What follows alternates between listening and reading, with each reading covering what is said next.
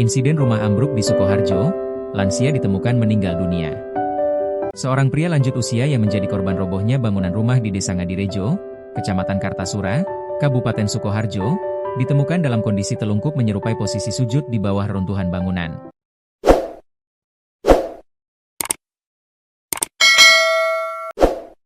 Korban diketahui bernama Bejo Hadipiono, 82.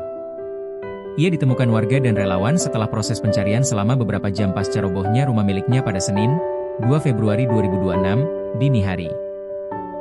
Warga setempat, Wisnu Priyanto, mengungkapkan korban ditemukan tertimbun batu bata dan kayu belandar.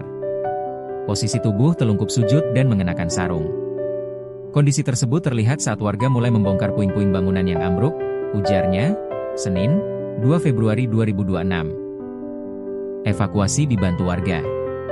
Ia menjelaskan proses evakuasi dilakukan secara manual oleh warga bersama relawan setelah sebelumnya mendengar suara keras saat rumah roboh sekitar pukul 3.30 waktu Indonesia Barat. Keberadaan korban baru diketahui sekitar pukul 5.15 WIB setelah warga melihat sarung berwarna merah yang dikenakan korban di sela-sela runtuhan. Usai berhasil dievakuasi, korban segera dibawa ke rumah sakit. Sebelumnya, warga mendengar suara gemuruh. Suaranya keras seperti gemuruh dan getaran, katanya. Usai mendengar suara tersebut, warga langsung keluar rumah untuk memastikan kondisi sekitar. Mereka kemudian mencari senter dan menghubungi Babinsa Desa Ngadirejo, yang selanjutnya meminta bantuan relawan. Warga tahu kalau korban tinggal sendirian di rumah itu, jadi kami langsung berusaha mencari korban bersama relawan, tandas Wisnu. Laporan masuk dini hari. Dini hari itu seorang relawan bernama Denny kaget dengan adanya laporan orang tertimpa rumah roboh. Kejadian ini di Desa Ngadirejo, Kecamatan Kartasura, Kabupaten Sukoharjo pada Senin, 2 Februari 2026. Ketika datang di lokasi kejadian, Denny bercerita kondisi masih gelap.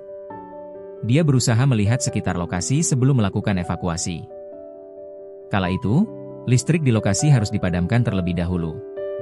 Saya menerima laporan evakuasi tadi pagi sekitar pukul 4 pagi.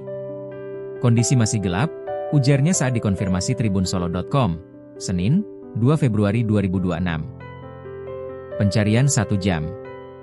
Ia menjelaskan saat tiba di lokasi korban belum ditemukan hingga kurang lebih 1 jam korban ditemukan tertimbun bangunan.